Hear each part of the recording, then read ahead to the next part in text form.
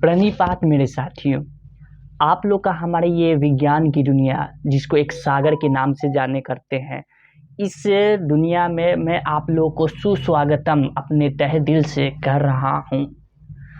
आप लोग का ये जो क्लास 9th ये जो फिजिक्स यानी कि इसको हिंदी में भौतिक विज्ञान कहते हैं, ये आपका क्लास जो है ये लास्ट चैप्टर ये चल रहा था। इस लास्ट चैप्टर का अभी अंतिम टॉपिक तक का पहुंच गया था, लेकिन आप लोग को याद होगा यदि कि हम लोग के लास्ट वीडियो में लाइट कट जाने के कारण जो ह्यूमन ईयर जो वर्किंग था, यानी कि मनुष्य के जो कान जो होते हैं किस प्रकार से कार्य करते हैं, वहां तक की में लाइन कट गया था जिसके कारण नहीं बता पाया।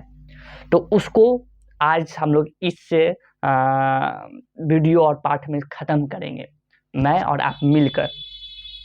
और आप लोग को बताना चाहूँगा कि आप लोग का अब बहुत ही जल्द शुरू होने वाला है। ये फिजिक्स तो शुरू होगा ही होगा क्लास 10th का, लेकिन अब साथ ही साथ जो केमिस्ट्री होता है उसको भी बहुत ही जल्द शुरू किया जाएगा, जो हमारे इस चैनल पे जो पढ़ा रहे हैं सर जाने माने, जिसको सावन सर से आप लोग शायद परिचित होंगे। ठीक, तो उनके माध्यम से आप लोग को केमिस्ट्री पढ़ाया जाएगा। यदि आप लोग को यदि उसमें कुछ दिखाई या फिर कोई समस्या आता है तो आप लोग बताएं जरूर। कुछ अगर मान लीजिए आपको पीछे वाली नहीं दिख रहा है या फिर आप लोग को समझ में ठीक से नहीं आ रहा है, तो उसका एक फीडबैक या कमेंट जरूर करें ताकि उस पर सुधार कर सके हम सभी। ठीक है, तो आप लोग तैयार रहिए। और हम लोग का जो ये सेशन चल रहा है 2024 और 25 का, ये सेशन बहुत ही जल्दी खत्म करके इसका रिवीजन भी स्टार्ट हो जाएगा। ठीक है, एसएसटी तो पढ़ ही रहे हैं। एसएसटी में क्या आपका फीडबैक है वो भी कमेंट के जरिए हम लोग को पहुंचाइए। आप लोग को जो भी दिक्कत है, प्रॉब्लम है, उसको सोल्यूशन करने का पूर्ण और पूरा तरीके से कोशिश जरूर किया जाएगा मेरी तरफ से। फिलहाल हम लोग जो ये जो देख रहे थे ध्वनि यानी कि साउंड के बारे में पढ़ रहे थे साइंस में। ठीक है, तो इसका जो आज हम लोग का जो टॉपिक पढ़ना है वो ह्यूमन ईयर के बारे में पढ़ना है। तो इसको प्रारंभ करते हैं, स्टार्ट करेंगे, लेकिन उससे पहले आप लोग को इस रस में डूबना होगा। ठीक है, ताकि उसका गहराई पता चल सके। चलिए अब इस चीज को स्टार्ट करते हैं।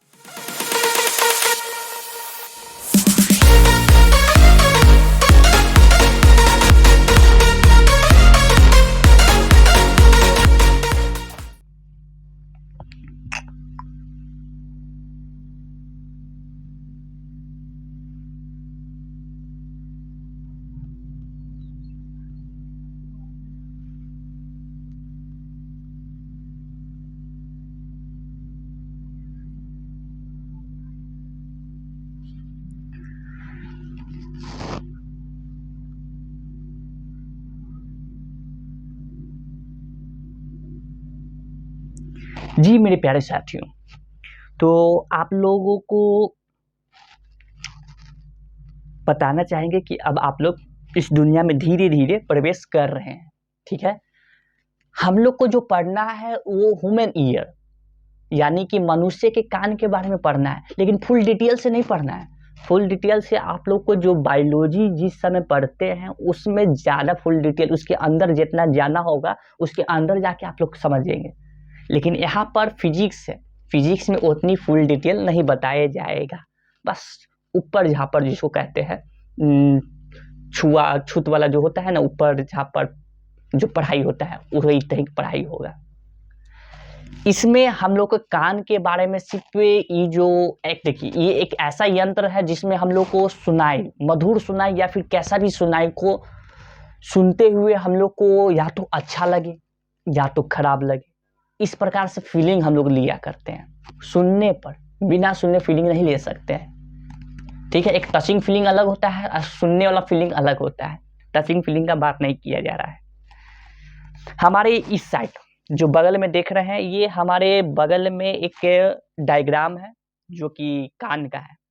और ये कान जानते ही है, आप ही सबका कान है और मेरा सबका कान है। ये इसमें ध्यान से अगर देखा जाए, इसको जूम कर दिया, इसको अगर ध्यान से देखा जाए तो ये आपका कुछ इस प्रकार का डायग्राम है जो कि इसके बारे में समझना है। ठीक है, समझते हैं। देखिए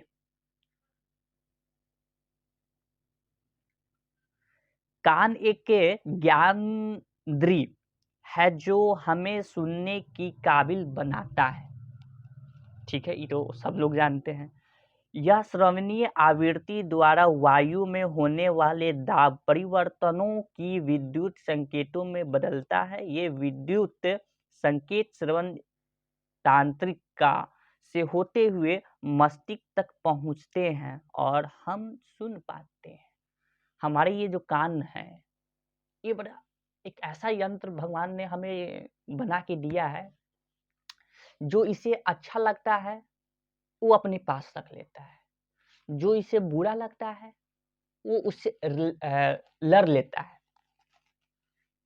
अब पता नहीं क्यों, लेकिन यहाँ पर बात हो रहा है कि मैं जो भी बोल रहा हूँ आप लोगों को सुनाई दे रहा है। एक वायुमंडल, यहाँ पे जो माध्यम जो काम कर रहा है, हवा काम कर रहा है, जिसके माध्यम से आपके कानों तक जाता है।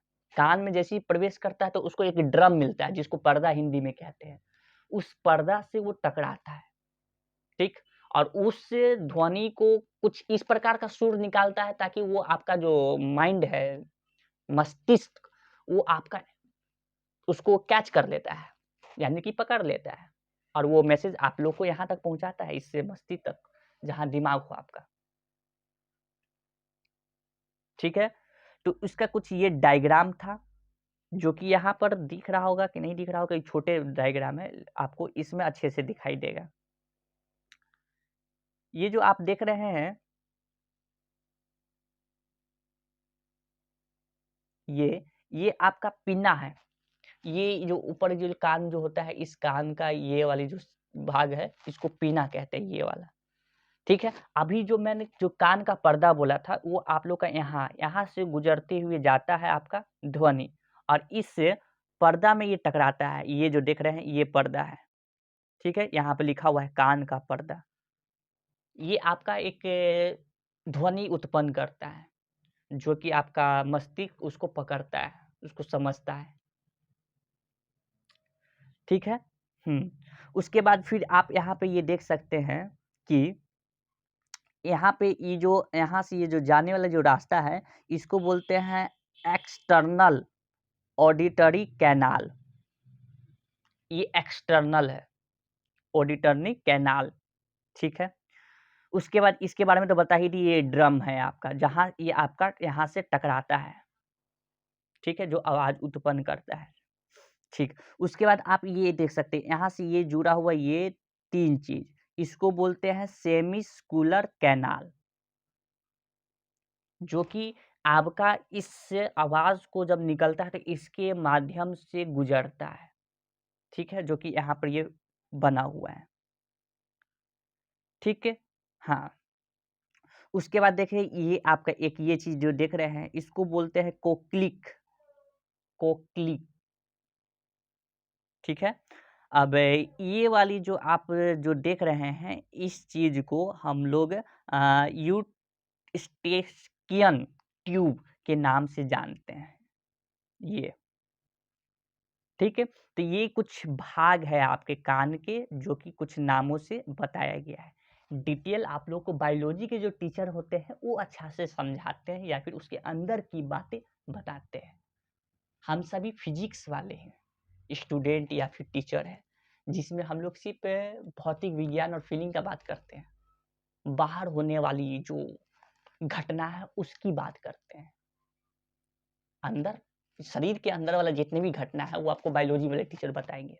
ठीक है, आप उनसे अच्छे से पढ़ लीजिएगा। चलिए, ये बात तो समझ गए, आगे आइए। देखिए, हम लोग को जो कान है, क्या है कान, उसको 3 हिस्सों में बांटा गया है। 3 हिस्सों में, एक्सटर्नल, मिडल, इंटरनल, 3 चीज में। इसको हिंदी में क्या बोलते हैं ये भी सुन लीजिए। हाँ, पहला है एक्सटीरियर ईयर, ठीक है, जिसको हिंदी में बाह्य कान कहते हैं। दूसरा है आपका मिडल ईयर, और तीसरा है आपका इंटीरियर ईयर। ठीक है, हाँ, इसको समझिए। ये कर्ण पल्लव यानी कि पीना और श्रवण नलिका के भाग को बाह्य कर्ण कहते हैं। यह परिवेश से ध्वनि को एकत्रित करता है। ये जो आप देख रहे हैं, ये इस तरह के में गोल गोल क्यों बनाया गया है? कुछ तो इसके पीछे कारण होगा।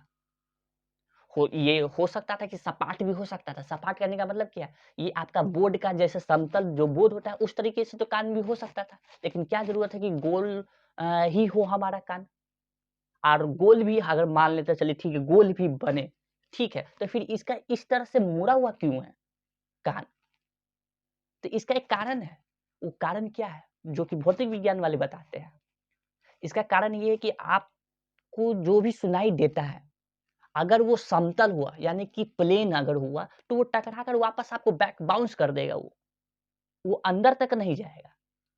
अगर इसी कान को अगर सर्कुलर बना दिया जाए, तो वो टकरा कर यहाँ से टकरा कर वो नीचे होते हुए गोल-गोल इसमें ये जो सर्कुलर जैसा ये चीज़ बना हुआ है, रिंग जैसा, इसमें गोल-गोल टकराते-टकराते अंदर तक वो जाएगा।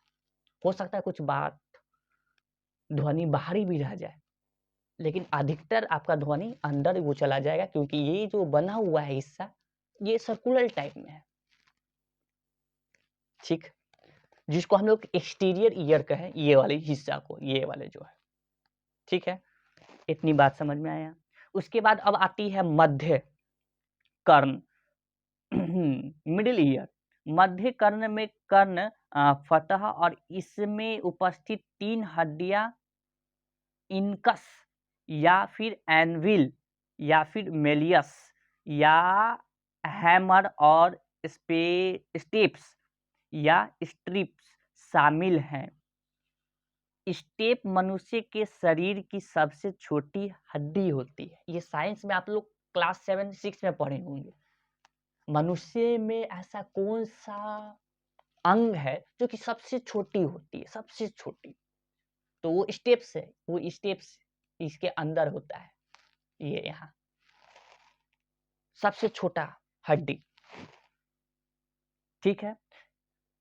और ये जो नाम बताए हैं, ये जरूरी नहीं है, ये आप लोग बस जानने के लिए, उतना इसमें से नहीं पूछा जाता है सवाल, ये बस नॉलेज के लिए, बस नॉलेज के लिए है ये। अब बात आते हैं इंटीरियर ईयर के बारे में।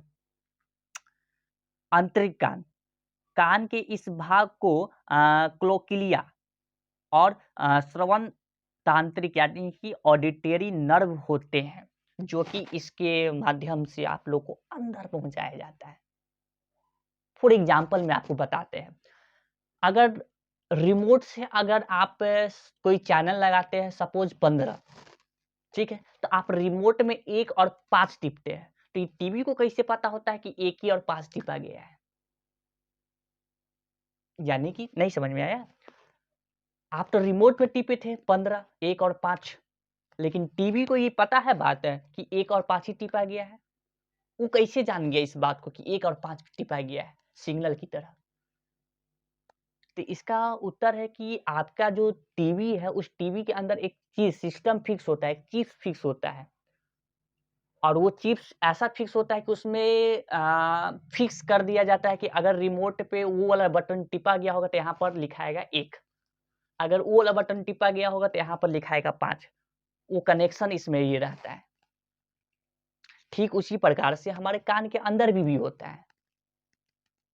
ड्रम जो हमारा जो जो ड्रम ड्रम किसको बोले? पर्दा को कह रहे हैं। तो उससे ये टकराया, टकराकर आवाज़ कुछ निकाला, मधुर आवाज़ निकाला या फिर कैसा भी आवाज़ निकाला। तो वो मेरे मस्तिष्क में कुछ ऐसा सिस्टम फिक्स है, जो कि उसको पता है कि ये जो चीज़ जो है, ये है चाहे ब है, चाहे ये चीज़ बोला गया है, या फिर ये बहुत अच्छा लग रहा है सुनने में, खराब लग रहा है सुनने में। वो मस्तिष्क का अंदर एक सिस्टम जो पार्ट है, जो कि ये ऑडिटरी नर्व जो होते हैं, ये आपका पता करता है। ठीक है? उसके बाद फिर अंदर आपके दिमाग तक ये जाता है। तो कुछ यूँ बात था, ऐसा कुछ बात था। ठीक है? हुँ। अब यहाँ पर कुछ बातें कही गई हैं, इसको सुन लेते हैं, समझ लेते हैं। मनुष्य के कान मनुष्य के कान का कार्य करने की विधि, ठीक है? बाहरी कान परिवेश से ध्वनि को एकत्रित करता है तथा एकत्रित ध्वनि श्रवण नलिका से गुजरती है। ये जो बाहर वाला जो कान देख रहे हैं, ये बाहर वाला कान सारी आवाज को इकट्ठा करेगा, इकट्ठा कर कर अंदर एक जो छोटा सा छेद है, बिल बिल जो छोटा सा बिल है, उससे वो गुजरता है। ठीक, पहला लाइन में ये कहा गया। दूसरा, श्रवण नलिका के सिरे पर एक पतली झिल्ली होते हैं जिसे कर्ण पटह कहते हैं। ठीक है, जब माध्यम के संपीड़न कर्ण फतह तक पहुंचते हैं तो झिल्ली के बाहर लगने वाला दाब बढ़ जाता है और यह कर्ण फतह को अंदर की ओर दबाता है। इसी प्रकार विरलन के पहुंचने पर कर्ण फतह बाहर की ओर गति करता है। इस कर्ण फतह कंपन करता है।